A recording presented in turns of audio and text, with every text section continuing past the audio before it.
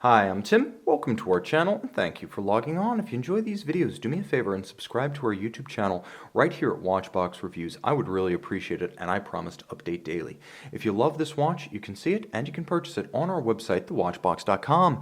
And today we are discussing a late Omega Speedmaster automatic, also known as the Speedmaster Reduced, part of the series made from 2006 to roughly 2009. This is the final series with a Luminova dial, no Arabic numerals outboard of the hour indices, a Sapphire crystal, a 100-meter water-resistant case, and a higher grade of bracelet and clasp.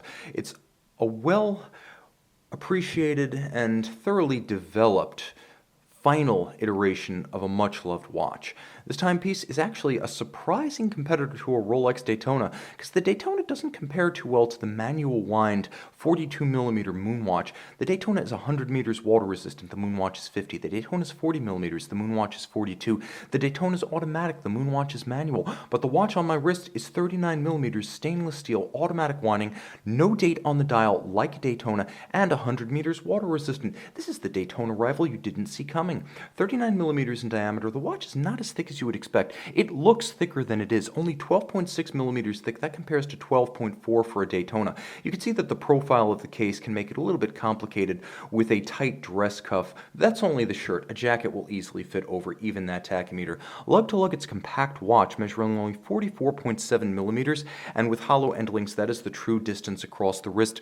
Spacing between the lugs is 18 millimeters, and I mentioned this watch does feature a higher grade of bracelet and clasp than some of the earlier Speedy Reduced. You can see we still use pin sleeves for sizing, but the actual tolerances, the heft of the material in the hand, as well as the machined trigger deploying clasp mean that this is a highly evolved and final run iteration of a watch that changed considerably in detail over its 20-plus year production run. You can see alternately polished and satin finished. It's a handsome bracelet that splits the difference between dress and sports. It's a little bit like an Omega take on the Rolex President. Now jump into the clasp, you can see it's very much like you would have seen on an Omega Seamaster 300-meter diver, the only real difference being the lack of the fold-out dive extension, two different anchoring points internally. Jumping back to the case, it has the lines of a Moonwatch, which means it's got small shear guards for the crown as well as the chronograph pushers, modular movement, 2894. You can see that the chronograph pushers are above the center of the crown.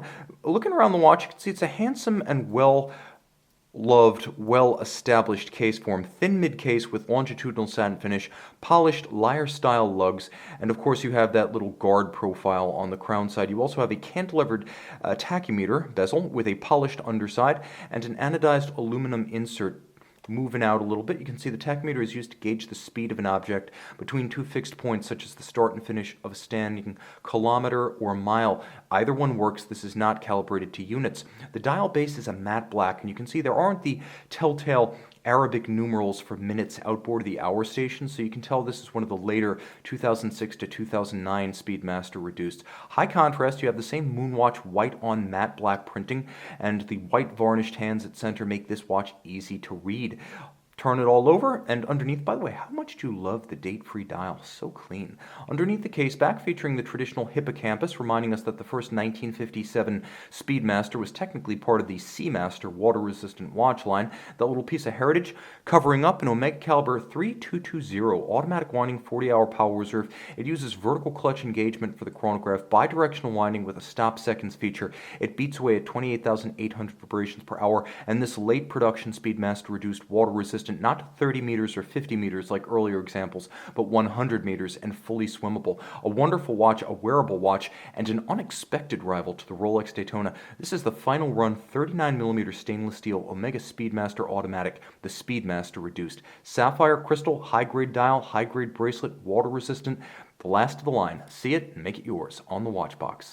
Speedmaster Reduced, plenty of lume.